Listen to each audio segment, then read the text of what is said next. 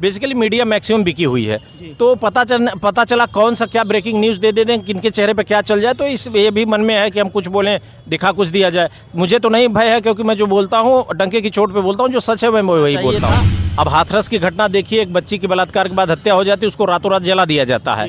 तो उसको तो घर भी नहीं जाने दे रहे थे। तो घर पे अपने शव को ले जाना और संवेदना व्यक्त करना हर व्यक्ति का अधिकार है। वहाँ पे तो आपने शव जला दिया, यहाँ पे आपने कैसे परमिट कर दिया शव यात्रा निकालने की? तो शव यात्रा सामान्यतः कुछ दूर जाती है, 100-200 मीटर एक रिचुअल्स है, उसको करने के बाद लोग ले जाते हैं, जहाँ भी उनका जलाया जाता है वहाँ जलाए जाते हैं। तो इस तरीके से ये जो कुछ हुआ है वो हमें लग रहा है राजनीतिक संरक्षण का इसका परिणाम रहा है। ये नहीं होना चाहिए था। कहीं और दोबारा दंगा भड़क जाता तो उसके लिए जिम्मेदार कौन होता? मैं कह रहा हूँ किसी भी पक्ष के लोग मारे जाते, चाहे इस पक्ष से चाहे उस पक्ष। नहीं हुआ ना, आगे भी नहीं होगा। और ये एक तरीके से ये दिखाना चाहते हैं कि भैया हम चढ़ करके आपके खिलाफ बोलेंगे, अगर आप बोलेंगे दंगा भड़केगा और उससे जो है वोट पोलराइज होगा। पूरी तरह से ये राजनीतिक संरक्षण मुझे प्रतीत होता है और यह सरकार का फेल्योर है, स्टेट गवर्नमेंट का फेल्योर है। कहना सही नहीं है। बहराइच आग में जल रहा था, अभी शांत हो गया है, पुलिस ने मामले को नियंत्रित कर लिया है और इस तरह वहाँ पे एक तरीके से नेट भी काम नहीं कर रहा है, बंद करा दिया गया। तो अभी कोई नुकसान नहीं है, लेकिन जो कुछ भी हुआ है वो समाज का नुकसान हुआ है और देश का नुकसान हुआ है। कुछ लॉजिक देखिए, हम भी थोड़े राजनीतिक हैं, हमें लग रहा है ये वोट पोलराइजेशन की प्लानिंग है और कुछ नहीं कहा जा सकता। लॉ एंड ऑर्डर अगर मेंटेन नहीं कर पा रहे हैं या किन्हीं कारणों से उनको राजनीतिक लाभ होता है तो ऐसा किया जा रहा है, मौन सहमति दे दी जाती है अधिकारियों को और उस हिसाब से वो एक्शन नहीं लेते हैं। क्यों नहीं एक्शन लेते हैं भाई? आप अभी दंगा भड़क जाए, कुछ लोग मारे जाएंगे तब एक्शन लेंगे ताकि वोट किसी पार्टी को मिल जाए, ये गलत बात है। अच्छा, बहराइच में ही ऐसा क्यों होता है? बहराइच में एक आग सी जैसी लग गई है, वहाँ पे देखा जा रहा है कि पूरे कंपनियों को जो है और पूरे घरों को जो है वहाँ पे नस्ते नाबूद कर दिया जा रहा है, जला दिया जा रहा है। और आज जो है हम हाई कोर्ट में हैं, आप जो है एक देख रहे हो कि सामने जो खड़े हैं उनको वो जो है कोई नाम के मोहताज नहीं है, वो चर्चित चेहरा है, हृदय लाल मौर्य जी। तो आइए हम बात करते हैं कि जो बहराइच के मामले पे जो है क्या डिबेट करने वाले हैं। सबसे पहले क्या नाम है सर? अपना नाम बताइए। मेरा नाम हृदय लाल मौर्य है, माननीय उच्च न्यायालय में अधिवक्ता हूँ मैं। सच का प्रतीक चैनल में बहुत बहुत स्वागत है आपका। आपके दर्शकों का हार्दिक अभिवादन। क्या कहना चाहेंगे? बहराइच जो है एक आग की उसमें जल रहा है, क्या कहना चाहेंगे आप? नहीं, आपका कहना सही नहीं है। बहराइच आग में जल रहा था, अभी शांत हो गया है, पुलिस ने मामले को नियंत्रित कर लिया है और इस तरह वहाँ पे एक तरीके से नेट भी काम नहीं कर रहा है, बंद करा दिया गया। तो अभी कोई नुकसान नहीं है, लेकिन जो कुछ भी हुआ है वो समाज का नुकसान हुआ है और देश का नुकसान हुआ है और इस तरह की घटनाएं नहीं होनी चाहिए थी। अच्छा, कभी आपने देखा था कि जो ये दंगा हुआ है ये किन कारणों से हुआ है और कैसे जो है इसको जो है शांत? तो मान लीजिए योगी की सरकार है, कहते हैं कि दंगा माफिया जो है ऐसे लोग जो है बिलों में छुप गए हैं, मगर अब कहाँ से निकल रहे हैं? देखिए, मेरा जो अपना व्यक्तिगत अनुभव है, 18 साल से 25 साल के लड़कों को बरगलाना बहुत आसान है। मैं आपके चैनल के माध्यम से युवाओं से ये सवाल करता हूं कि क्या उनके जो लड़के इस पूरे मामले में इन्वॉल्व थे, क्या किसी बड़े नेता के लड़के थे या किसी बड़े ब्यूरोक्रेट्स के लड़के थे या किसी उद्योगपति के लड़के थे? ये मिडिल क्लास के और लोअर क्लास के लड़के, इनको जिस तरीके से उत्साहित किया जाता है ये उत्साह में आकर के गलत काम कर जाते हैं। मुझे नहीं पता कि कुछ लोग कह रहे हैं कि वहाँ पथराव हुआ, फिर उसके बाद जाकर के वो लड़का वहाँ झंडा उतारा और उसके बाद उसकी हत्या हुई। कारण क्या है मुझे नहीं पता, ये जाँच का विषय है, पुलिस जाँच करके सच्चाई पता करेगी। लेकिन किसी भी स्थिति में वो एक धर्म का झंडा उतार करके दूसरे धर्म का झंडा लहराना और उसकी रेलिंग तोड़ना ये गलत था और उससे भी गलत हो गया कि उस लड़के की हत्या हो गई।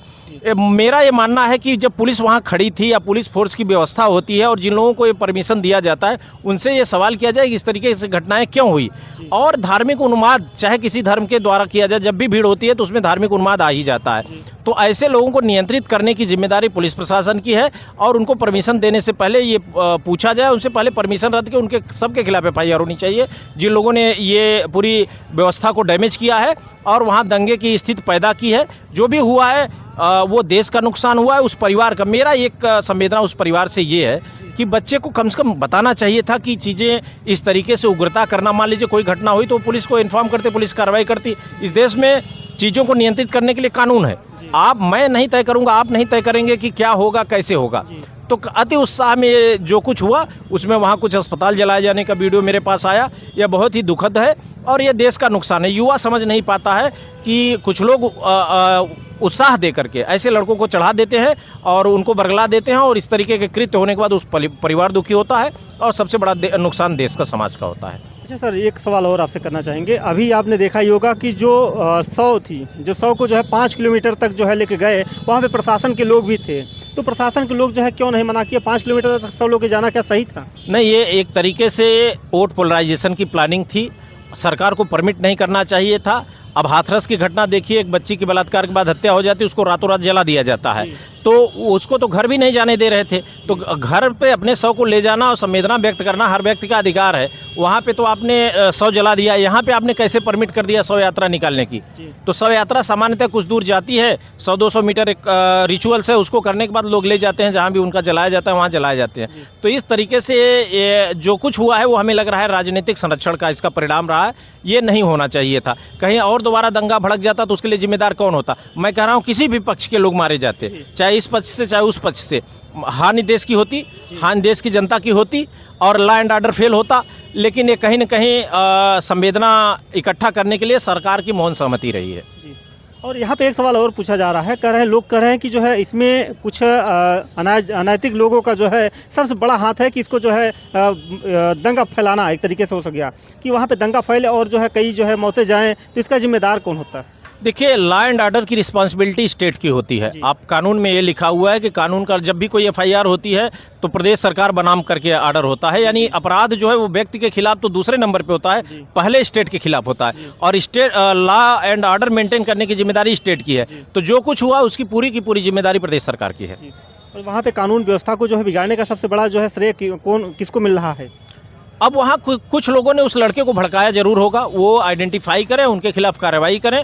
कुछ लोगों ने भड़का कर लड़के की ज़िंदगी ले ली और जो भी हुआ, जिन लोगों ने हत्या की उनके खिलाफ कार्रवाई होनी चाहिए, जिन लोगों ने उस लड़के को भड़का करके वहाँ पे चढ़ाया उनके खिलाफ भी कार्रवाई होनी चाहिए। कानूनी कार्रवाई इतनी सख्त होनी चाहिए और निष्पक्ष होनी चाहिए कि आने वाले समय में इस तरीके के कोई दंगा करने का कोई प्रयास न करे। और एक सवाल और यहाँ पे कह रहे हैं कि लोगों का कहना है कि अभी वहाँ पे जो दुर्गा विसर्जन था तो वहाँ पे जो है योगी और मोदी के गाने बज रहे थे, उस पर क्या कहना चाहेंगे? और लोग कह रहे हैं कि इसको जो है राजनीतिक से भी जोड़ा जा रहा है। देखिए, इस तरीके से किसी व्यक्ति की धार्मिक कार्यक्रम में जिस पे आपकी आस्था है उनका गाना बजना चाहिए। एक और घटना हुई है, लखनऊ का बगल का जिला है बाराबंकी, वहाँ पे गाली दी गई है धर्म विशेष को। मैं ये कहता हूँ कि माता दुर्गा आपकी आस्था का विषय है, जिनकी उनके सामने माँ बहन की गाली देना कहाँ तक ठीक है? किसी धर्म को या किसी व्यक्ति को गाली देना धर्म का पार्ट नहीं है। इस तरीके के गाने बजने की परमिशन कैसे दी जाती है जबकि पुलिस थी वहाँ पे? तो ये सब कुछ कहीं न कहीं प्लान्ड है। हमको लग रहा है कि सरकार का संरक्षण है इसमें। जो सरकार का संरक्षण कैसे हो सकता है? सरकार तो इतनी समय जो है यूनिफॉर्म में है कि सरकार कोई भी जो है ऐसा गाना नहीं बजा सकता। तत्काल मुकदमा होता है, तत्काल देशद्रोह का मुकदमा दर्ज हो जाता है। नहीं, अभी तक हुआ नहीं, हुआ ना, आगे भी नहीं होगा। और ये एक तरीके से ये दिखाना चाहते हैं कि भैया हम चढ़ करके आपके खिलाफ बोलेंगे, अगर आप बोलेंगे दंगा भड़केगा और उससे जो है वोट पोलराइज होगा। पूरी तरह से ये राजनीतिक संरक्षण मुझे प्रतीत होता है और यह सरकार का फेल्योर है, स्टेट गवर्नमेंट का फेल्योर है। अभी तो वहाँ पे देख रहे होंगे कि यहाँ एसटीएफ की जो है अभिनव यश गए हैं वहाँ पे और तत्काल यूनिफॉर्म में आ गए और कह रहे हैं कि वहाँ पे न तो उनके पास सुरक्षा कवच था और जो है हाथ में रिवॉल्वर लेके जो है लोगों को जो है दौड़ा रहे हैं। बहुत कुछ कहने लायक नहीं है।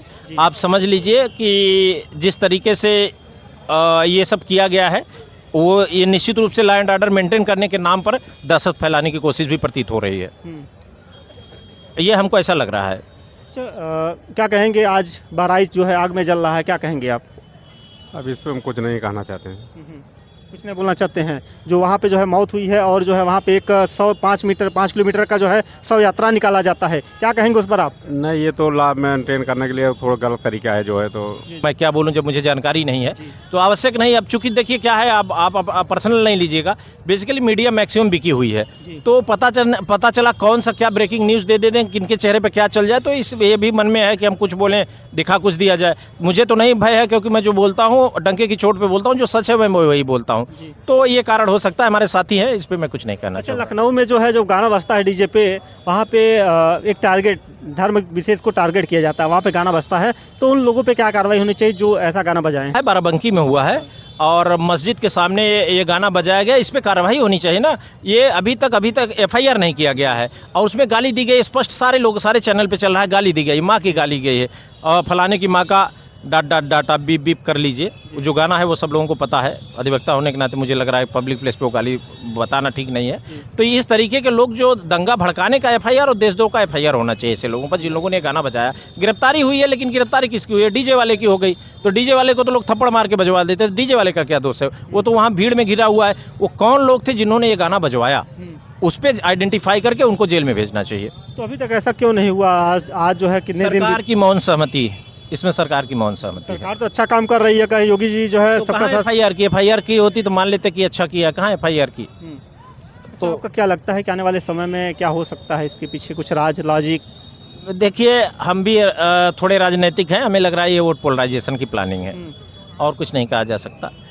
लॉ एंड ऑर्डर अगर मेंटेन नहीं कर पा रहे हैं या किन्हीं कारणों से उनको राजनीतिक लाभ होता है तो ऐसा किया जा रहा है, मौन सहमति दे दी जाती है अधिकारियों को, और उस हिसाब से वो एक्शन नहीं लेते हैं। क्यों नहीं एक्शन लेते हैं भाई? आप अभी दंगा भड़क जाए, कुछ लोग मारे जाएंगे तब एक्शन लेंगे, ताकि वोट किसी पार्टी को मिल जाए, ये गलत बात है। अच्छा, बहराइच में ही ऐसा क्यों होता है? बहराइच प्रदेश नहीं, बहराइच जिला है। अन्य जिलों की आप बात करना चाहते हैं, देखिए बहराइच में कभी गया नहीं। अब और कितनी घटनाएं मुझे नहीं पता है, यही एक घटना है, इसलिए मैं बहराइच के बारे में नहीं कुछ कहना चाहूँगा।